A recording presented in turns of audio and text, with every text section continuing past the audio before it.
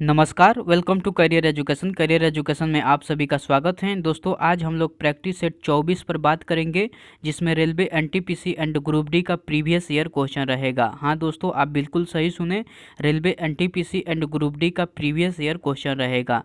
दोस्तों, इस चैनल पर टोटली प्रीवियस ईयर क्वेश्चन कराया जाता है।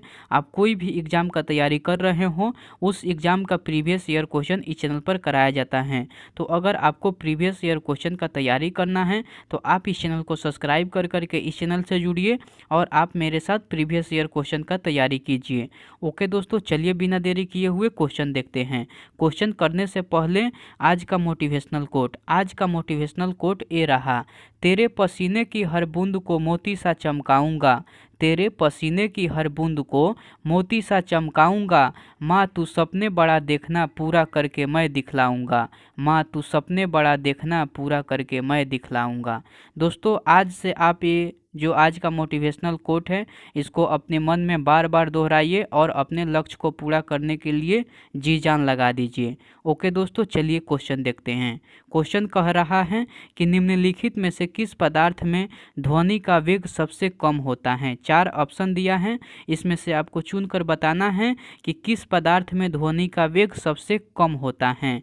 तो वायु में ध्वनि का वेग सबसे कम होता है, वायु में ध्वनि का वेग सबसे कम होता है। तो ऑप्शन डी जो है वो आपका बिल्कुल सही उत्तर हो जाएगा। ओके दोस्तों, चलिए नेक्स्ट क्वेश्चन देखते हैं। नेक्स्ट क्वेश्चन कह रहा है कि ध्वनि का प्रसार डैश में अधिकतम होता है। 4 ऑप्शन दिया है, इसमें से आपको चुनकर बताना है कि किस में ध्वनि का प्रसार अधिकतम होता है। तो ठोस में ध्वनि का प्रसार अधिकतम होता है। तो ऑप्शन सी जो है वो आपका बिल्कुल सही उत्तर हो जाएगा। दोस्तों, यह क्वेश्चन कितना इम्पोर्टेंट है आपको यहाँ से पता चल जा रहा होगा। देखिए, यह क्वेश्चन कितना बार एग्जाम में रिपीट किया हुआ क्वेश्चन है। तो आप एक एक सवाल का इम्पोर्टेंट समझिए और अच्छे से पढ़ाई कीजिए।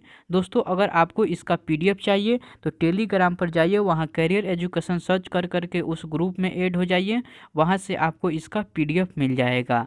या मैं डिस्क्रिप्शन में भी लिंक दे दूँगा, वहाँ से भी आपको पीडीएफ मिल जाएगा। दोस्तों, अभी तक आप इस चैनल को सब्सक्राइब नहीं किए हैं तो इस चैनल को सब्सक्राइब कर लीजिए और वीडियो को लाइक कर दीजिए और वीडियो को अपने दोस्तों के साथ और अपने ग्रुप में ज़रूर शेयर कीजिए। ओके दोस्तों, चलिए नेक्स्ट क्वेश्चन देखते हैं। नेक्स्ट क्वेश्चन कह रहा है कि निम्नलिखित में से कौन सा किसी तरंग द्वारा 1 सेकेंड में तय की गई दूरी को दर्शाता है। मैं क्वेश्चन फिर से रिपीट कर दे रहा हूँ। क्वेश्चन कह रहा है कि निम्नलिखित में से कौन सा किसी तरंग द्वारा 1 सेकेंड में तय की गई दूरी को दर्शाता है। तो तरंग वेग दर्शाता है। कौन दर्शाता है दोस्तों? तरंग वेग दर्शाता है। तो ऑप्शन सी जो है वो आपका बिल्कुल सही उत्तर हो जाएगा। ओके दोस्तों, चलिए नेक्स्ट क्वेश्चन देखते हैं। नेक्स्ट क्वेश्चन कह रहा है कि एक एकल आवृत्ति द्वारा उत्पन्न ध्वनि को डैश कहा जाता है। एक एकल आवृत्ति द्वारा उत्पन्न ध्वनि को डैश कहा जाता है। क्या कहा जाता है दोस्तों? तो टोन कहा जाता है। क्या कहा जाता है दोस्तों? टोन कहा जाता है, यानी कि स्वर कहिए या टोन कहिए, दोनों बात एक ही है। तो ऑप्शन बी जो है वो आपका बिल्कुल सही उत्तर हो जाएगा। मैं उम्मीद करता हूँ कि आपको अच्छा से क्वेश्चन समझ में आ रही होगी और आपको क्वेश्चन सारा याद हो जा रहा होगा। ओके दोस्तों, चलिए नेक्स्ट क्वेश्चन देखते हैं। नेक्स्ट क्वेश्चन कह रहा है कि निम्नलिखित में से कौन सा ध्वनि की लाउडनेस या सॉफ्टनेस को निर्धारित करता है। 4 ऑप्शन दिया है, इसमें से आपको चुनकर बताना है कि कौन सा ध्वनि की लाउडनेस या सॉफ्टनेस को निर्धारित करता है। तो आयाम करता है। कौन करता है दोस्तों? आयाम करता है। तो ऑप्शन डी जो है वो आपका बिल्कुल सही उत्तर हो जाएगा। ओके दोस्तों, चलिए नेक्स्ट क्वेश्चन देखते हैं। नेक्स्ट क्वेश्चन कह रहा है कि ध्वनि का तारत्व निर्भर करता है। ध्वनि का तारत्व निर्भर करता है। किस पर निर्भर करता है दोस्तों? तो आवृत्ति पर निर्भर करता है। ध्वनि का तारत्व निर्भर करता है। किस पर निर्भर करता है दोस्तों? तो आवृत्ति पर करता है। तो ऑप्शन सी जो है वो आपका बिल्कुल सही उत्तर हो जाएगा। ओके दोस्तों, चलिए नेक्स्ट क्वेश्चन देखते हैं। नेक्स्ट क्वेश्चन कह रहा है कि हवा में ध्वनि का वेग लगभग कितना होता है। हवा में ध्वनि का वेग लगभग कितना होता है? तो 330 मीटर पर सेकेंड होता है। कितना होता है दोस्तों? 330 मीटर पर सेकेंड होता है। तो ऑप्शन बी जो है वो आपका बिल्कुल सही उत्तर हो जाएगा। ओके दोस्तों, चलिए नेक्स्ट क्वेश्चन देखते हैं। नेक्स्ट क्वेश्चन कह रहा है कि यदि दिए गए वेग पर किसी ध्वनि तरंग की आवृत्ति बढ़ाई जाए, यदि दिए गए वेग पर किसी ध्वनि तरंग की आवृत्ति बढ़ाई जाए तो इसके तरंग दैर्ध्य पर क्या प्रभाव पड़ता है। इसके तरंग दैर्ध्य पर क्या प्रभाव पड़ता है। तो इसकी तरंग दैर्ध्य में कमी आती है। क्या होती है दोस्तों, इसकी तरंग दैर्ध्य में कमी आएगी या कमी होती है या कमी आती है। तो ऑप्शन डी जो है वो आपका बिल्कुल सही उत्तर हो जाएगा। दोस्तों मैं यह क्वेश्चन फिर से रिपीट कर दे रहा हूँ। मुझे लग रहा होगा कि आपको थोड़ा क्वेश्चन कम समझ में आया होगा। क्वेश्चन कह रहा है कि यदि दिए गए वेग पर किसी ध्वनि तरंग की आवृत्ति बढ़ाई जाए तो इसके तरंग दैर्ध्य पर क्या प्रभाव पड़ता है। तो इसके तरंग दैर्ध्य में कमी आएगी। क्या प्रभाव पड़ता है इसके तरंग दैर्ध्य पर दोस्तों, तो इसकी तरंग दैर्ध्य में कमी आएगी। तो ऑप्शन डी जो है वो आपका बिल्कुल सही उत्तर हो जाएगा। ओके दोस्तों, चलिए नेक्स्ट क्वेश्चन देखते हैं। नेक्स्ट क्वेश्चन कह रहा है कि डैश एक माध्यम में ध्वनि की गति निर्धारित करती है। डैश एक माध्यम में ध्वनि की गति निर्धारित करती है या करता है। तो माध्यम की प्राकृतिक में, किस में निर्धारित करता है दोस्तों, तो माध्यम की प्राकृतिक में निर्धारित करता है। तो ऑप्शन सी जो है वो आपका बिल्कुल सही उत्तर हो जाएगा। ओके दोस्तों, चलिए नेक्स्ट क्वेश्चन देखते हैं। नेक्स्ट क्वेश्चन कह रहा है कि समुद्री जल में ध्वनि की गति डैश होती है। समुद्री जल में ध्वनि की गति डैश होती है। कितनी होती है दोस्तों, तो 1531 मीटर पर सेकेंड होती है। समुद्री जल में ध्वनि की गति डैश होती है। कितनी होती है दोस्तों, तो 1531 मीटर पर सेकेंड होती हैं। तो ऑप्शन सी जो है वो आपका बिल्कुल सही उत्तर हो जाएगा। ओके दोस्तों, चलिए नेक्स्ट क्वेश्चन देखते हैं। दोस्तों अगर अभी तक आप इस चैनल को सब्सक्राइब नहीं किए हैं तो इस चैनल को सब्सक्राइब कर दीजिए और वीडियो को लाइक कर दीजिए और वीडियो को अपने दोस्तों के साथ और अपने ग्रुप में ज़रूर शेयर कीजिए। ओके दोस्तों, चलिए नेक्स्ट क्वेश्चन देखते हैं। नेक्स्ट क्वेश्चन कह रहा है कि दिए गए एक तापमान पर ध्वनि की गति डैश में अधिकतम होती है। दिए गए एक तापमान पर ध्वनि की गति डैश में अधिकतम होती है। किस में अधिकतम होती है दोस्तों, 4 ऑप्शन दिया है, इसमें से आपको चुनकर बताना है कि ध्वनि की गति किस में अधिकतम होती है। तो एल्युमिनियम में अधिकतम होती है। किस में अधिकतम होती है दोस्तों, तो एल्युमिनियम में अधिकतम होती है। तो ऑप्शन बी जो है वो आपका बिल्कुल सही उत्तर हो जाएगा। ओके दोस्तों, चलिए नेक्स्ट क्वेश्चन देखते हैं। नेक्स्ट क्वेश्चन कह रहा है डैश में ध्वनि की गति सबसे तेज होती है।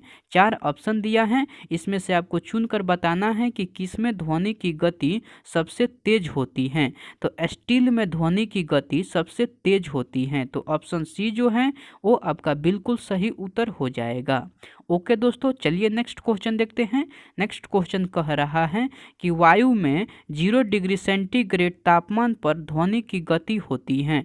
वायु में 0 डिग्री सेंटीग्रेड तापमान पर ध्वनि की गति होती है। कितनी गति होती है दोस्तों, तो 331 मीटर पर सेकेंड होती हैं। कितनी ध्वनि की गति होती है दोस्तों, तो 331 मीटर पर सेकेंड होती हैं। तो ऑप्शन ए जो है वो आपका बिल्कुल सही उत्तर हो जाएगा। ओके दोस्तों, चलिए नेक्स्ट क्वेश्चन देखते हैं। नेक्स्ट क्वेश्चन कह रहा है कि निम्नलिखित में से कौन सा कथन सत्य है। 4 ऑप्शन दिया है, इसमें से आपको चुनकर बताना है कि कौन सा कथन सत्य है। ध्वनि का वेग होता है, क्वेश्चन कह रहा है कि ध्वनि का वेग होता है तो सर्दियों की तुलना में गर्मियों में अधिक होता है। सर्दियों की तुलना में गर्मियों में अधिक होता है। ऑप्शन डी जो है वो आपका बिल्कुल सत्य है। तो आपका ऑप्शन डी जो है वो सही उत्तर हो जाएगा। मैं क्वेश्चन फिर से रिपीट कर दे रहा हूँ। क्वेश्चन कह रहा है कि निम्नलिखित में से कौन सा कथन सत्य है। 4 ऑप्शन दिया है, इसमें से आपको चुनकर सत्य कथन को बताना है। क्वेश्चन कह रहा है कि ध्वनि का वेग होता है, ध्वनि का वेग होता है सर्दियों की तुलना में गर्मियों में अधिक होता है। सर्दियों की तुलना में गर्मियों में अधिक होता है। बिल्कुल यह स्टेटमेंट सत्य है।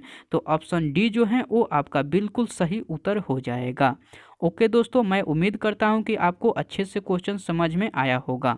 ओके दोस्तों, चलिए नेक्स्ट क्वेश्चन देखते हैं। नेक्स्ट क्वेश्चन कह रहा है कि वायु में ध्वनि का वेग अधिक वायु में ध्वनि का वेग अधिक की चाल से यात्रा करने वाली एक वस्तु को डैश कहा जाता है। मैं क्वेश्चन फिर से रिपीट कर दे रहा हूँ। क्वेश्चन कह रहा है कि वायु में ध्वनि के वेग से अधिक की चाल से यात्रा करने वाली एक वस्तु को डैश कहा जाता है। उस वस्तु को क्या कहा जाता है दोस्तों? तो पाराध्वनिक कहा जाता है। उस वस्तु को क्या कहा जाता है दोस्तों? पाराध्वनिक कहा जाता है। तो ऑप्शन ए जो है वो आपका बिल्कुल सही उत्तर हो जाएगा।